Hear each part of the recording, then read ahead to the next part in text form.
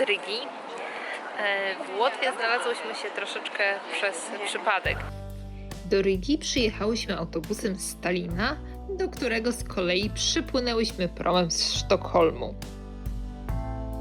Oba miasta, jak i podróż promem możecie zobaczyć w poprzednich odcinkach na kanale. W zasadzie miałam wracać z Tallina, ale z powodów pewnych kłopotów z pewną budżetową linią lotniczą znalazłam się w Rydze i będę wracała stąd, więc dość mało wiem, co tutaj akurat zobaczymy.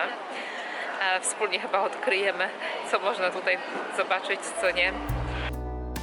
Pierwsze miejsce, które odwiedzimy, rzuciło nam się od razu w oczy, gdy tylko zaczęłyśmy spacerować po ryskiej Starówce. I nic dziwnego, bo jest to chyba najpiękniejszy tu budynek. Jest to dom Bractwa Czarnogłowych. Ten zbudowany w XIV wieku budynek należał do Stowarzyszenia Bogatych Niezamężnych Kupców. Patronem bractwa był święty Maurycy. Był on przedstawiony jako postać o ciemnej karnacji i stąd właśnie nazwa Bractwo Czarnogłowych. Dom Bractwa Czarnogłowych był zniszczony w trakcie II wojny światowej, a po wojnie ruiny zostały wysadzone w powietrze. Dopiero w latach 90. po odzyskaniu przez Łotwę niepodległości dom został odbudowany. Wewnątrz obecnie znajduje się tu muzeum. Zobaczymy tu eksponaty powiązane z historią bractwa, ale także reprezentacyjne sale, które używane są współcześnie.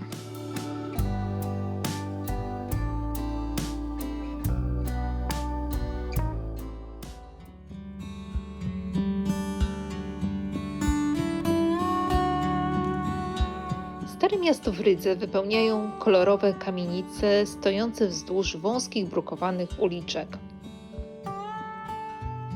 Wśród nich wyróżniają się 3 budynki stojące tuż obok siebie, nazywane Trzej Bracia. Ciekawym budynkiem jest również Dom Kotów. Jest zbudowany w stylu secesyjnym, a jego charakterystyczną cechą jest dach, który przyozdabiają rzeźby kotów. Spacerując po Starym Mieście, mijamy też wieżę, która jest jedną z niewielu pozostałości po starych murach miejskich. Baszta prochowa jest jedyną ocalałą z 28, które kiedyś znajdowały się w stolicy Rygi. Będąc w Rydze, warto również odwiedzić pomnik wolności. Pomnik został wybudowany w 1935 roku i upamiętnia odzyskanie niepodległości przez Łotwę.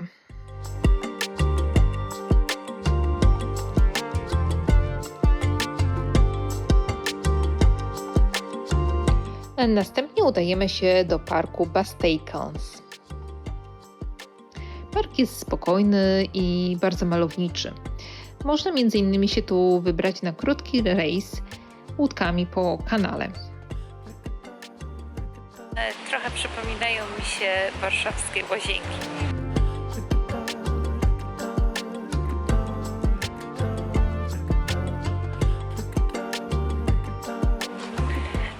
Ryga jest też znana ze swojej wspaniałej architektury secesyjnej. Podobno można tu znaleźć ponad 800 budynków właśnie w tym stylu. Możemy tu nawet odwiedzić Muzeum Stylu Secesyjnego. Muzeum Secesji mieści się przy ulicy Alberta 12. Poznamy tu historię ryskiej secesji, ale też zobaczymy piękny apartament, którego meble i dekoracje są właśnie w tym stylu. Ale czym właściwie była secesja?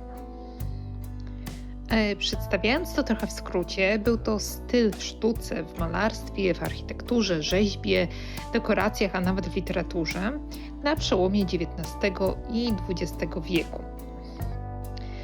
Styl ów charakteryzował się m.in. falistymi, płynnymi liniami, asymetrycznymi kompozycjami oraz inspiracjami z świata natury. Często pojawiały się w nim motywy roślin, np. lilii czy paproci, oraz zwierząt takich jak ważki i pawie. W różnych krajach ów styl był nazwany różnie. W Francji znany był np. jako Art Nouveau.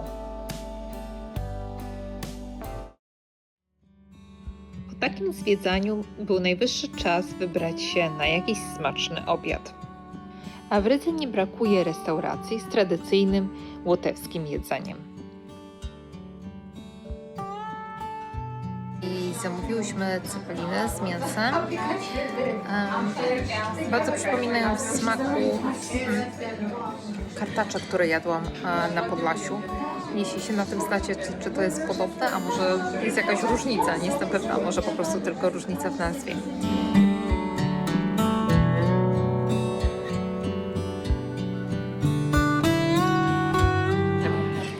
Cepeliny zjedzone. Wziąłam sobie teraz teraz tradycyjny deser z chleba ciemnego, owoców i kremu. Ciekawy smak. Czuć, że to jest chleb, ciemny chleb, jak razowy.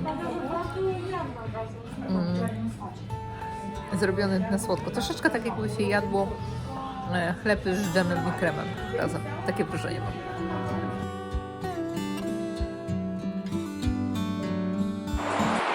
Wybrałyśmy się tutaj na małą wycieczkę po rzece Dźwina. Jest to jakaś super atrakcja, ponieważ w Rydze nie mamy wielu jakichś zabytków albo pięknych widoków zaraz przy rzece, ale jeśli macie wolną godzinę, to może być to przyjemny czas.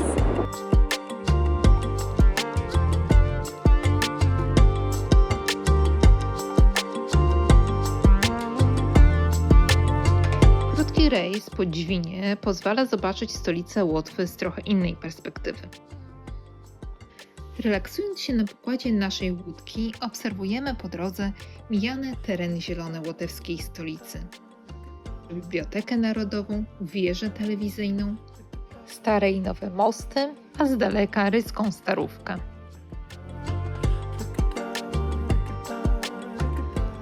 I tutaj już kończę naszą przygodę ze stolicą Łotwy, a Was koniecznie zapraszam do subskrybowania kanału, aby nie przegapić kolejnych filmów. Do zobaczenia wkrótce.